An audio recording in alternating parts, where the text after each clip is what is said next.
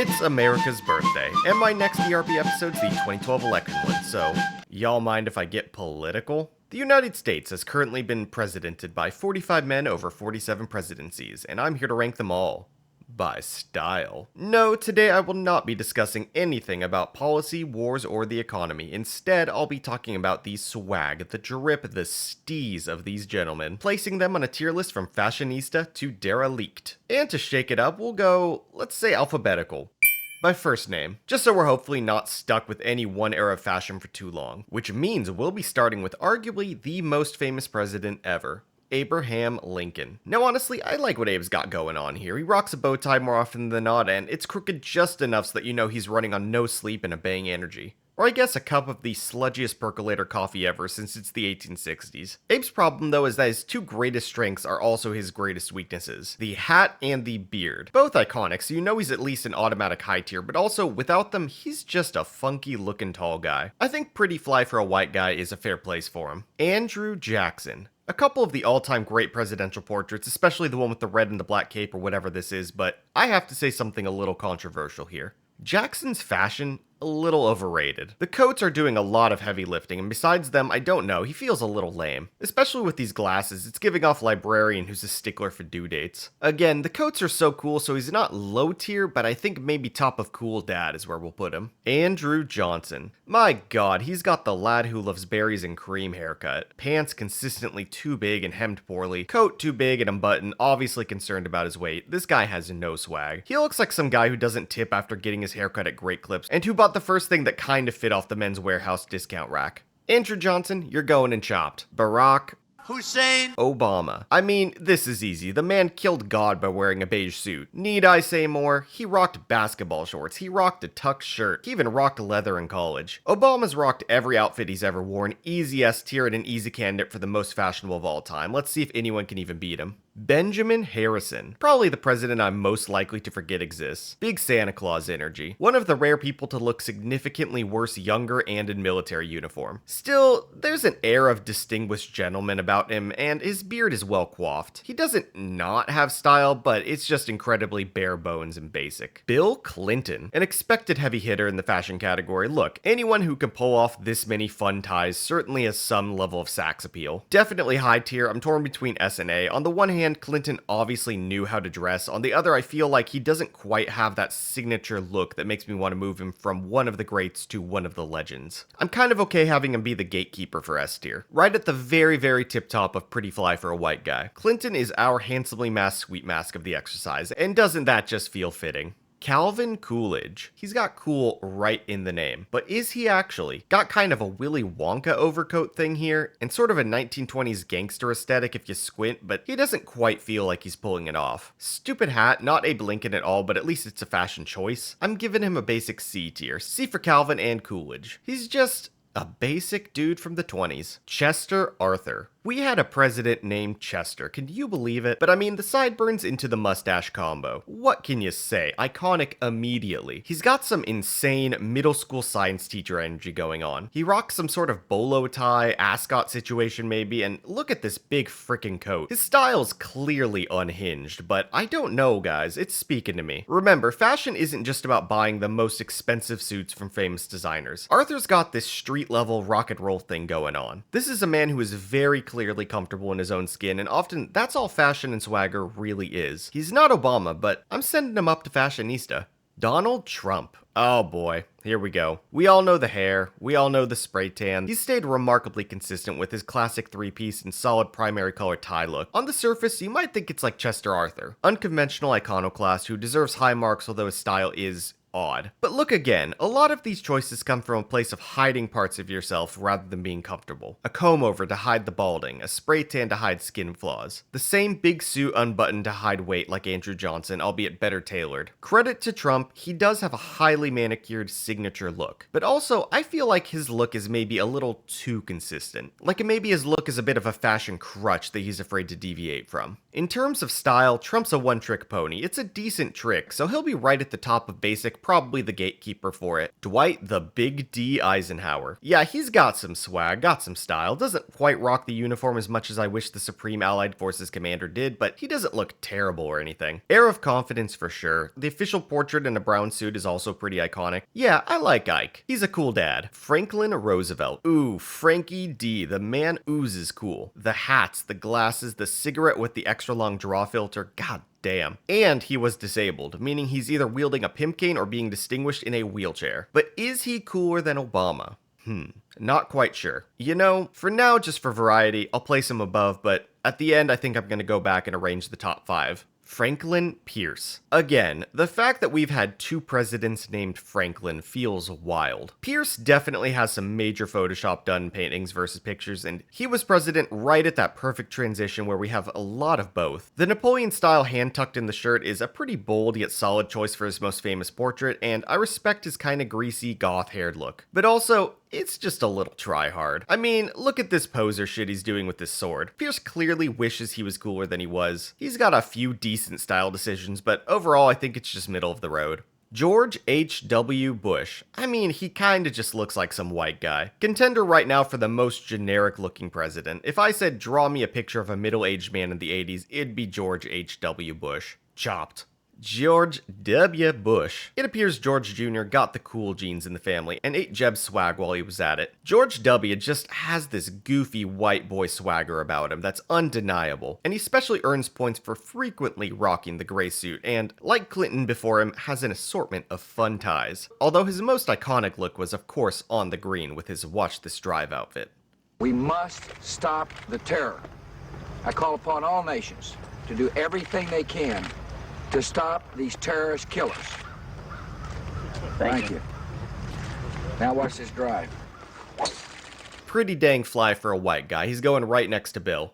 George Washington. It's gonna be hard to properly rate some of these older presidents who we only have portraits of, and whose fashion is squarely in the revolutionary pantaloons era. Still, Washington's got a solid enough look. I mean, he's basically the American definition of the powdered wig, and he's pretty good in the military uniform. But I don't know, maybe another hot take, I think Washington looks kinda busted. He isn't even that good looking in these idealized portraits of him, so I can't imagine how bad he kinda looked in real life. Dude always has this face like he really doesn't want to be here right now, and he just seems kind of a dork. I'm thinking bottom of cool dad. Gerald Ford. Born Leslie. Just looks bad. Except I guess maybe in his high school football photos, which I think it's really funny that it's like the 4th image that shows up when you Google him. He's not really doing anything with his fashion. He's just got some ties that don't really work. He looks really awkward most of the time. Yeah, he's chopped for sure. Grover Cleveland. We do love a walrus mustache. Now Cleveland, big boy, but you know what? He knows it, and he's working with it. Bow ties, big coats, big hats, pocket watch with the chain. He knows he's not the handsomest man in the universe, but he's not letting that stop him from dressing well, and it's not dampening his style.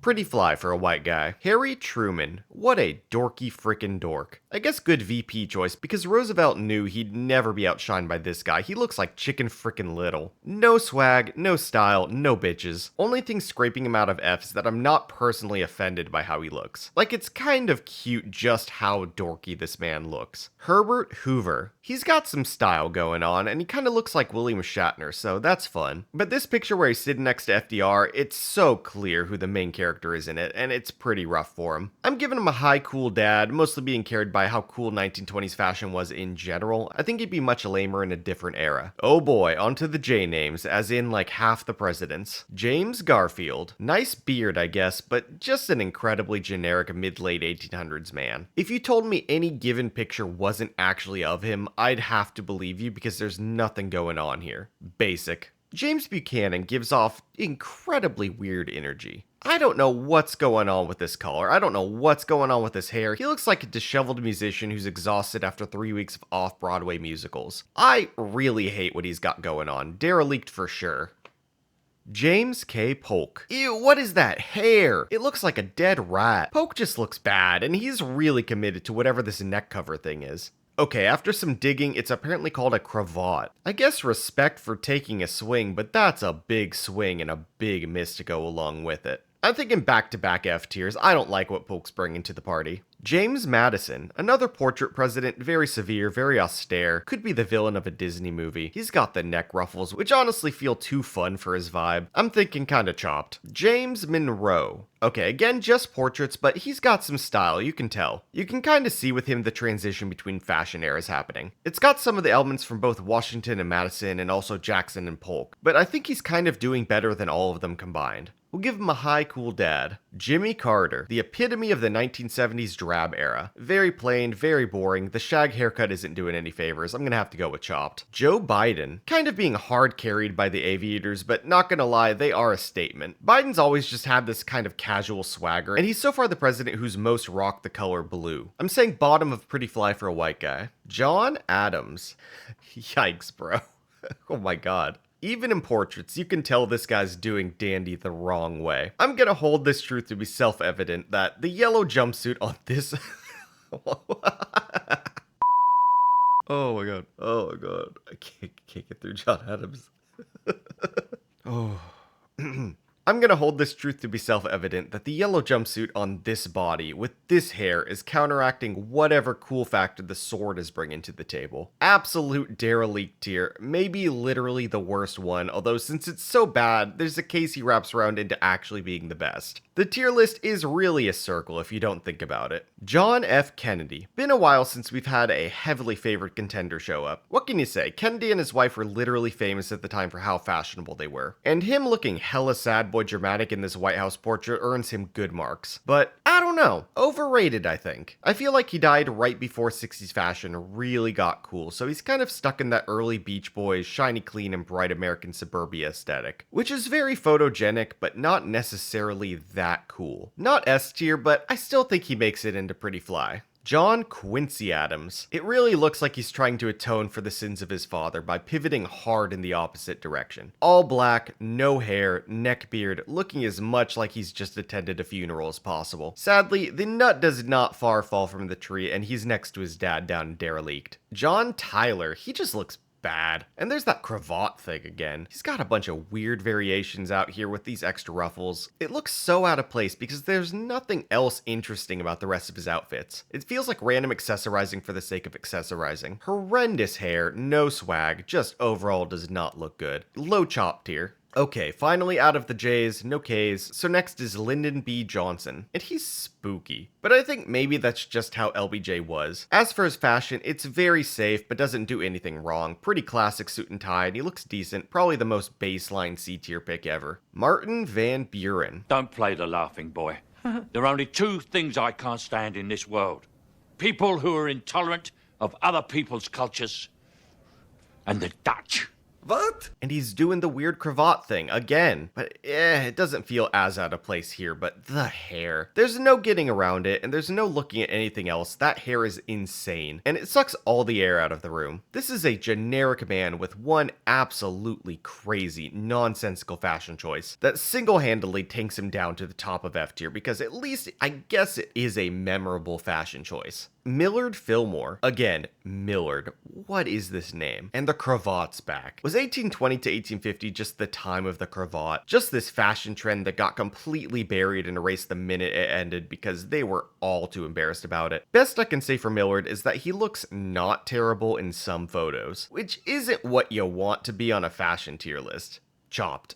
Richard Nixon. What a hairline. Not a whole lot to say, he's mostly sticking to the suit and tie classics, kind of like LBJ, but I don't know, he feels very comfortable in this outfit. Like with a lot of the suit and tie presidents, you get the feeling they change into a sweater and some slippers the minute they're off camera, but you get the vibe that Nixon literally sleeps in a three-piece suit. It looks right on him. Nixon might be the definitive suit and tie president. I'm going cool dad. Ronald Reagan. Another who I'm sure is very high on many of your bingo cards for this list. Listen, all I can say is, during the absolute peak of television, I can understand how this guy swept 2 elections. Reagan has the look, as he should since he was literally an actor. It's a lot of very classic, wealthy white American style, you know, the smoking on the golf course, cruising on the yacht kind of thing. I think if Kennedy had lived, his style may have evolved in this direction, but with a bit more pops of color and panache. Basically, Reagan is the Kennedy 1950s cool with the benefit of having seen the 60s and 70s as well. He's going into fashionista.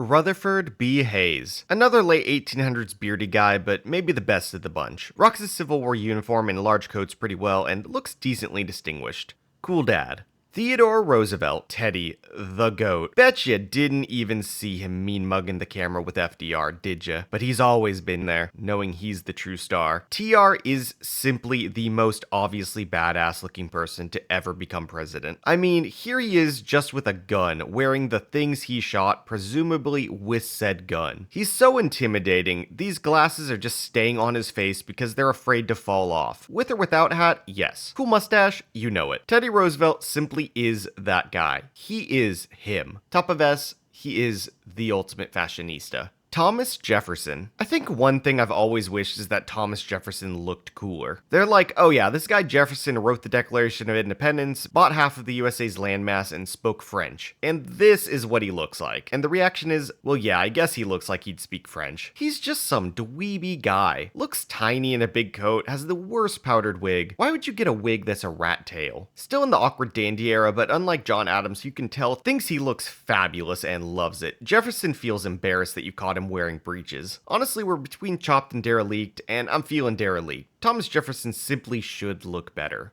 Ulysses S. Grant. He's got this depressed dad thing going on, but I guess he did watch millions of people die gruesome war deaths, so it's acceptable given the circumstances. Grant's got this old rogue thing. Honestly, kind of feels like Viggo Mortensen. I dig it. Definitely the president who rocked the military uniform the best. You'd never talk to this guy in real life. He's the guy drinking at the end of the bar with the 1,000-yard stare who kind of scares you, but who the bartender says is a good guy, just been through some stuff. There's something about the whole look, though. It just all comes together. It just works. Grant is a fashionista, even if he'd never admit it. Warren G. Harding. Now that's a cool guy. A bit ominous, feels like maybe a Batman villain, but especially this white suit is pretty baller. Rocks a top hat, I think pretty fly for a white guy. William Henry Harrison, the boy who didn't live. Why does he look like Jim from The Office? And there's the fucking cravat again, on a military uniform this time. I'm telling you, some people were glad the Civil War happened because it gave them a chance to donate their old cravats to the cause. Chopped. William McKinley. Ew, speaking of Batman villains, is that the Penguin? The bow tie is not working, my guy, and pluck those brows. God, somehow the hat makes it worse. Opposite of Truman and FDR, Teddy was absolutely stunting on this guy every time they were in the same building. Derelict. William Howard Taft. Oh my God, what a unit. It's kind of Grover Cleveland Part 2, the thicker, girthier sequel. Unlike Cleveland though, I do get the vibe that Taft thinks he's hotter than he is, and he's clearly tried less hard on his fashion. It's overall fine, I think. We're gonna say basic. Woodrow Wilson. Very distinguished, very scholarly. I like the glasses. He looks like he'd be the dean of an Ivy League university. Not true swag, but a very solid kind of businessman, respectable style. Low on the pretty fly for a white guy tier. And finally, Zachary Taylor. Taylor looks rough. Like, I'm not the most surprised this guy died halfway through his term. There's just something there that looks unhealthy. And the outfit reflects that. Mostly looks pretty disheveled, especially in the military uniform where it feels like he never really washes or irons the thing. And there's the frickin' cravat again. I swear I've never even noticed it before, and now I'm going to be seeing it in my nightmares. Taylor, I'm not overly impressed. He's fine, I guess. At least he looks like he's carrying a sword because he can actually use it and not because he's trying to look tough. There's a certain old guard, real soldier aspect to him, which I think is helping. Not Grant or Jackson levels, but you know he's seen some things. I'm feeling generous, I think also because he does feel very real. I'll say very bottom of cool dad. And that's the list. Overall, a good spread. I think all fashion quality levels have been represented through the office of the presidency. And just for fun, let's go back and rank those top 5. Teddy Roosevelt is still obviously staying at the top. I do think I'm going to put Obama back above FDR in the number 2 spot though. And then rounding out 4 and 5, we have Ronald Reagan and then Ulysses S. Grant. And just outside the top 5, but still in fashionista, we have probably the biggest upset of the video, Chester A. Arthur at number 6. And for fun, let's do the bottom 5 as well. In 41st, 5th from the bottom, we have James Buchanan and his crazy eyes. In 42nd, we have set to appear in the Batman Part 2, William McKinley. In 43rd, we have rat-haired cravat enthusiast James K. Polk. In 44th, we have John Quincy Adams and his horrendous neckbeard. And in 45th, dead last, we have Quincy's dad, the man with both the worst style and the most confidence of the 1790s, John Adams. Thank you all for watching, like, subscribe, and I'll catch you next time.